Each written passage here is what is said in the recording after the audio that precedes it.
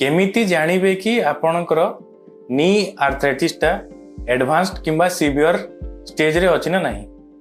First जिंस जदि आपन को नी रे सीवियर पेन होची आउ आपन को चालीबारे कष्ट होची।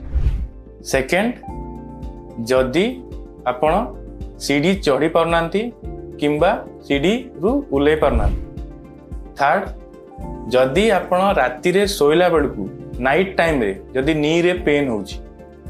फोर्थ जदि आपणकर गोड़ बेंड हवा किंबा बो शेप्ड हवा आरंभ हो जाइछि किंबा बो शेप्ड हो जाइछि। लास्टली जदि आपण पेन मेडिसिन खाउचंती फिजियोथेरापी करूचंती तथापि आपणकर पेन रे किछि रिलीफ मिलुनी।